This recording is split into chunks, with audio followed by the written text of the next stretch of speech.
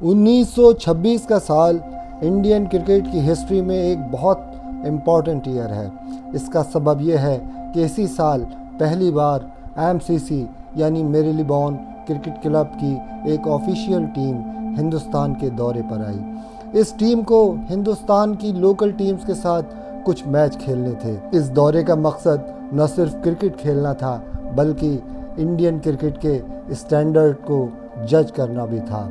ये टीम हिंदुस्तान आई और इन क्लब्स के साथ मैचेस को बहुत आसानी से जीतती चली गई। इसका एक सबब तो ये था कि हिंदुस्तानी क्रिकेट अभी बिल्कुल अपने शुरुआती दौर में था और इंडिया में क्रिकेट फैसिलिटीज़ और क्रिकेट प्रोफेशनलिज्म दोनों अभी बहुत शुरुआती स्टेज में थे।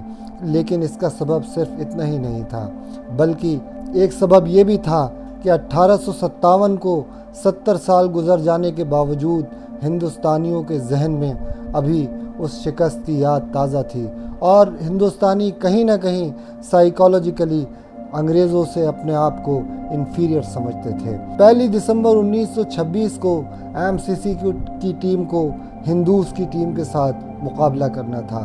आप सोचकर हैरान हो रहे होंगे कि हिंदूज़ की टीम से क्या मुराद है, लेकिन इसके ऊपर बात किसी और एपिसोड में सही। अभी सिर्फ इतना समझ लीजिए कि ये मैच हिंदूज़ वर्सेस MCC आज की मुंबई और उस वक्त की बम्बई के हिस्टोरिकल जिमखाना ग्राउंड पर खेला जाना था। मैच शुरू हुआ तो इंग्लैंड ने पहले बैटिंग की और 363 रन स्कोर बोर्ड पर लगाए। इंग्लैंड की तरफ से गाय यार्ल नाम के क्रिकेटर ने 163 रन स्कोर किए जिनमें 8 छक्के थे। इसके बाद हिंदूज़ की बैटिंग आई और जब पहले दिन का खेल ख़त्म हुआ तो हिंदूज़ की टीम का स्कोर 16 रन पर 1 विकेट था। अगले दिन मैच शुरू हुआ तो 67 रन के स्कोर पर हिंदूज़ ने अपना दूसरा विकेट भी खो दिया।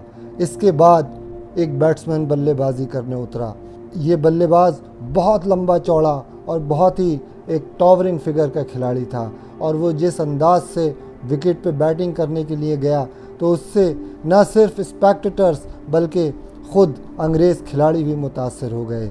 इस बल्लेबाज ने जाकर पहली 2 गेंदों को आराम से खेला और जो तीसरी गेंद आई तो आगे बढ़कर उस गेंद को स्टैंड के बाहर पहुंचा दिया।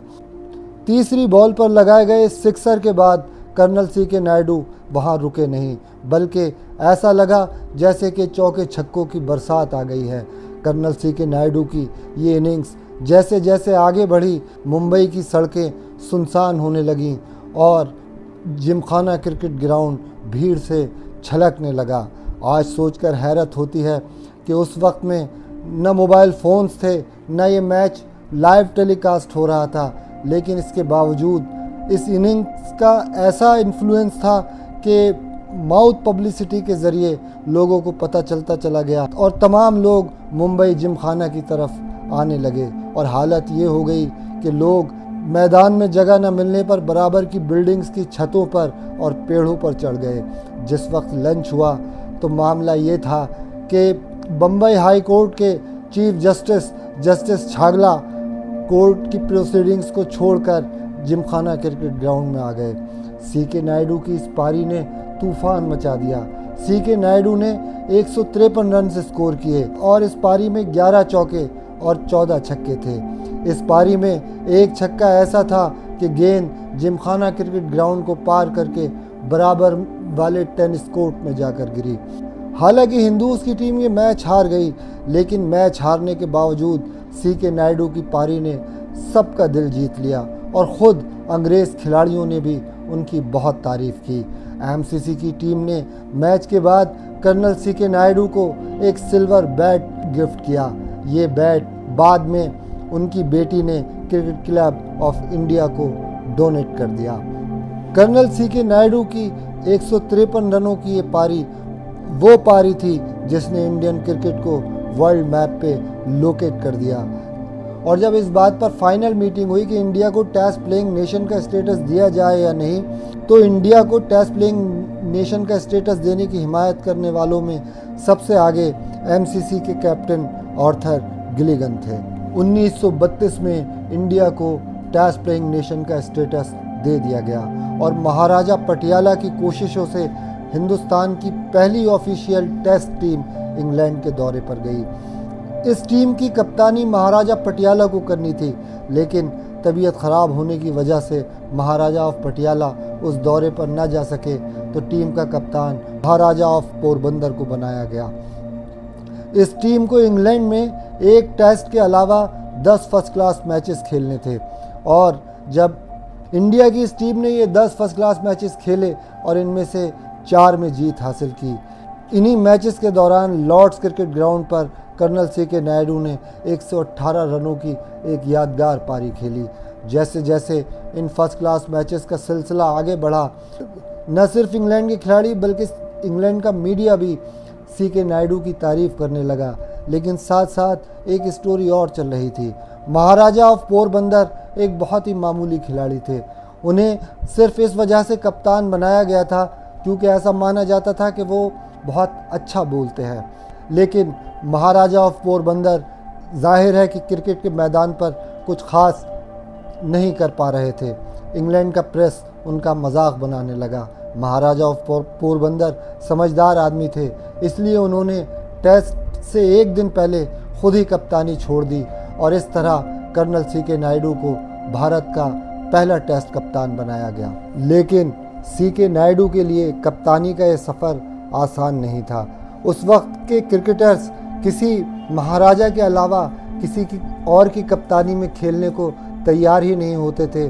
तो महाराजा ऑफ पोरबंदर के उस वक्त हाथ पांव फूल गए जब उन्हें पता चला कि टीम के खिलाड़ी C.K. नायडू की कप्तानी में खेलने के लिए तैयार नहीं हैं। महाराजा ऑफ पोरबंदर ने रात में ही महाराजा ऑफ पटियाला को तार दिया और उन्हें सारे हालात से आगाह कराया।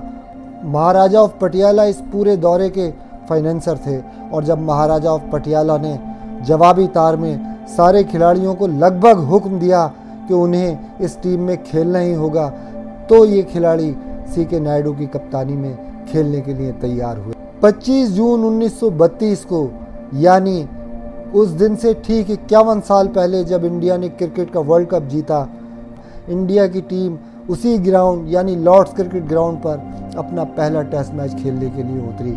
इंडिया की ये क्रिकेट टीम ये मैच हार गई, लेकिन स्कोर बुक्स कभी पूरी कहानी नहीं कहती। इस मैच के दौरान कई बार ऐसे लम्हे आए कि जब इंग्लैंड की टीम इंडिया के सामने दबाव में थी।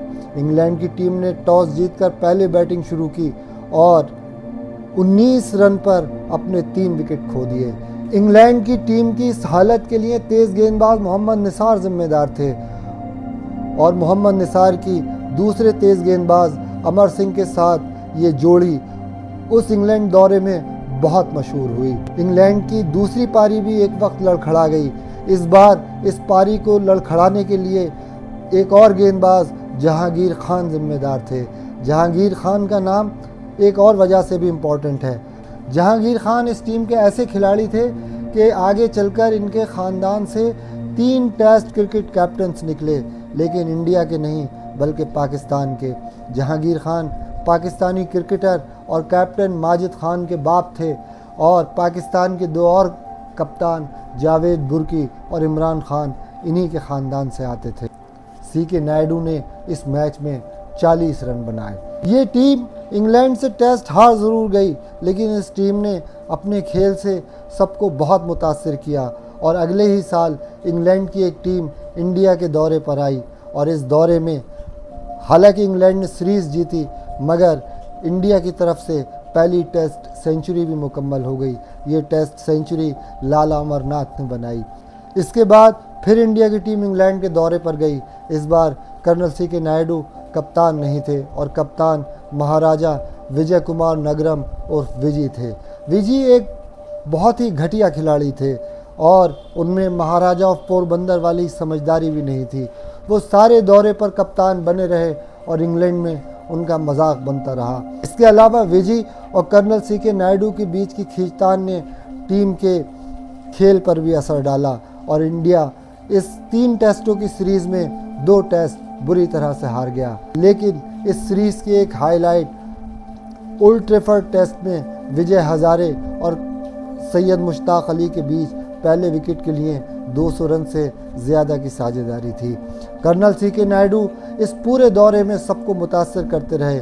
एजबेस्टन में वॉरविकशायर के खिलाफ खेलते हुए जब सीके नायडू ने एक छक्का मारा तो गेंद स्टेडियम के साथ बहने वाली रिया नदी को पार करती हुई उस तरफ जाकर गिरी। रिया नदी वॉरविकशायर और वर्सेस्टरशायर की बीच की सरहद कहलाती थी।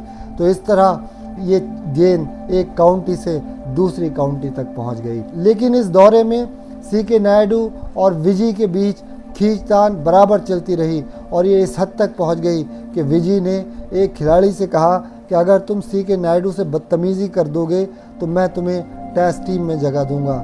उस खिलाड़ी ने ऐसा ही किया और वो इंडिया के लिए टेस्ट खेला। ये टेस्ट उसकी ज़िंदगी का इकलौता टेस्ट था। लेकिन इस सब के बावजूद विजडन ने सीके नायडू को उस साल Wisden cricketer of the year के खिताब से नवाजा। कर्नल सीके नायडू कर्नल इस सबब से कहलाते थे क्योंकि वो महाराजा होलकर की फ़ौज में न सिर्फ कर्नल थे बल्कि महाराजा के एडीसी भी थे। महाराजा होलकर क्रिकेट के बहुत शौकीन थे। उन्होंने होलकर की जो एक टीम कर्नल सीके नायडू की गाइडेंस में तैयार कराई वो उस वक्त के हिंदुस्तान की कुछ सबसे बेहतरीन टीमों में से एक थी। 1944 से 1954 तक इस टीम ने 6 बार रणजी ट्रॉफी को जीता। कर्नल सीके नायडू 47 साल तक इंडिया के लिए फर्स्ट क्लास क्रिकेट खेलने वाले खिलाड़ी हैं और जब उन्होंने अपना आखिरी रणजी ट्रॉफी मैच खेला तो उस वक्त उनकी उम्र 62 साल थी। और आपको सुनकर हैरानी होगी कि इस मैच में भी उन्होंने 84 रन स्कोर किए। कर्नल सीके नायडू इंडिया की तरफ से सबसे लंबे वक्त तक फर्स्ट क्लास क्रिकेट खेलने वाले खिलाड़ी हैं। 47 सालों के इस सफ़र के दौरान बहुत सारे इंटरेस्टिंग मोमेंट्स आए। एक मैच में जब उन्हें एक लड़के से इंट्रोड्यूस कराया गया और ये कहा गया कि ये सलीम दुर्रानी हैं और इनके बाप वज़ीर दुर्रानी थे, तो सीके नायडू ने कहा कि हाँ, वज़ीर मेरा दोस्त था और मेरे साथ खेला है।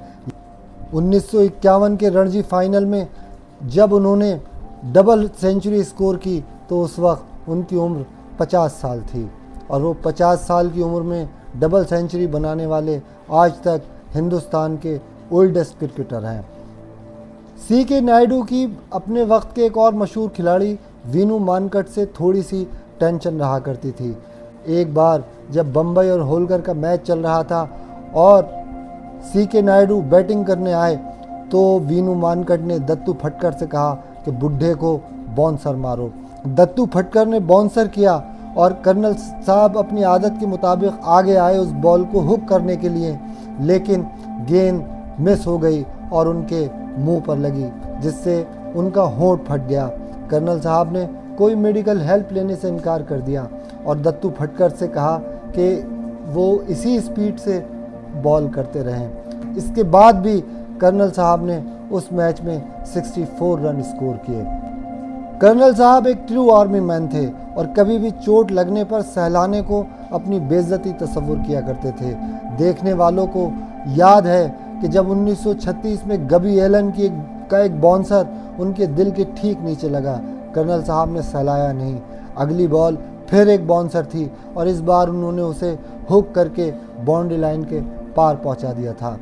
बताते चलें कि कर्नल सीके नायडू किसी भी प्रोडक्ट को एंडोर्स करने वाले पहले क्रिकेटर थे जब उन्होंने बाथ गेल लीवर टॉनिक के लिए ऐड किया था। कर्नल सीके नायडू अपने दौर में बेइंतहा मशहूर थे। उनकी शोहरत का अंदाज़ा आप इस वाक़ये से लगा सकते हैं कि एक बार सरोजनी नायडू से किसी रिक्शा पुलर्स ने एक ऑटोग्राफ मांगा। सरोजनी नायडू ने ऑटोग्राफ तो दे दिया, लेकिन उन्हें हैरत हुई कि क्या ये रिक्शा वाला वाकई उन्हें जानता है। सरोजनी नायडू ने पूछा कि क्या तुम मुझे जानते भी हो, तो रिक्शा वाले ने कहा कि जी हाँ, मैं आपको जानता हूँ। सरोजनी नायडू ने पूछा मैं कौन हूँ, तो रिक्शा वाले ने जवाब दिया कि आप सीके नायडू की बीवी हैं। भारत के पहले टेस्ट कप्तान सीके नायडू की ये स्टोरी यहीं पर ख़त्म होती है। अगर ये वीडियो आपको पसंद आया हो तो इसे न सिर्फ लाइक कीजिएगा बल्कि शेयर भी कीजिए और हमारे चैनल को सब्सक्राइब कीजिए। बहुत शुक्रिया।